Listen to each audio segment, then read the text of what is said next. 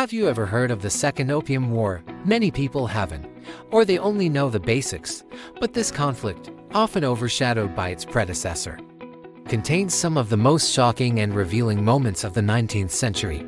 Today, we're diving deep into what's known as the Arrow War, a conflict that saw Britain and France unleash a wave of brutality against Qing Dynasty China, forever changing the course of history. It all started in 1856 with a seemingly minor incident.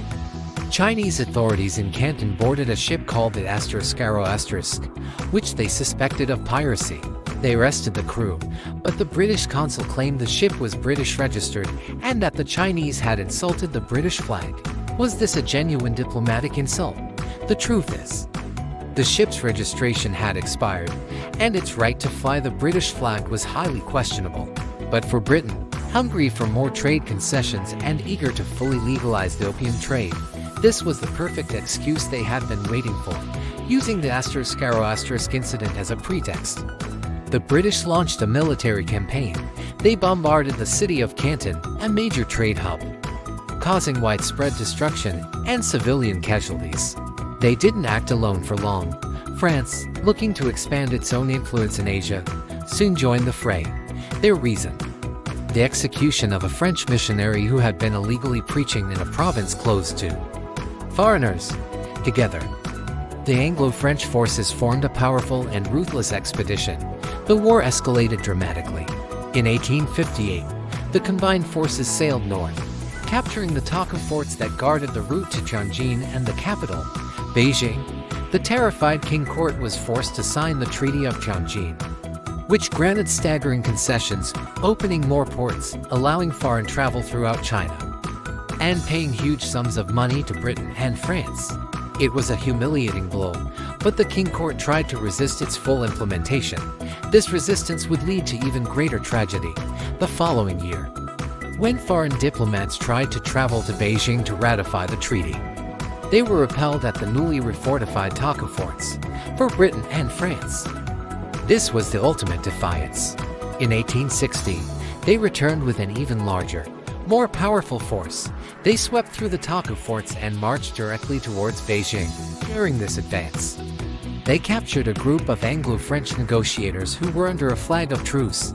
The negotiators were imprisoned and subjected to horrific torture. About half of them died. This act, while a violation of diplomatic norms, triggered a truly disproportionate and barbaric response.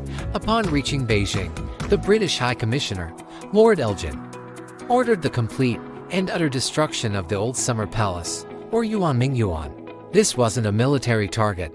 It was a sprawling masterpiece of Chinese art and architecture, filled with priceless treasures, gardens, and libraries collected over 150 years.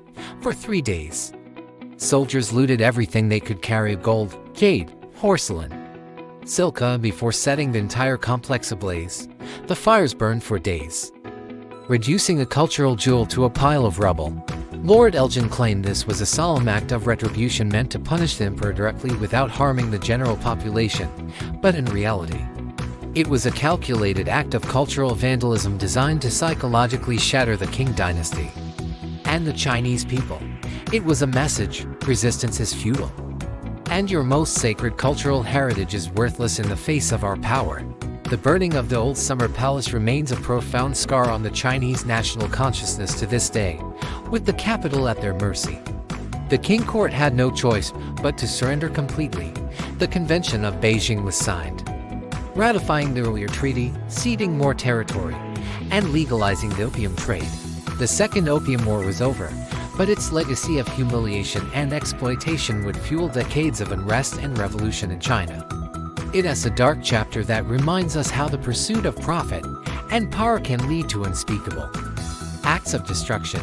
What are your thoughts on this forgotten chapter of history? Let me know in the comments below. Thank you for watching, and if you found this video insightful, please hit that like button and subscribe for more deep dives into history. See you next time.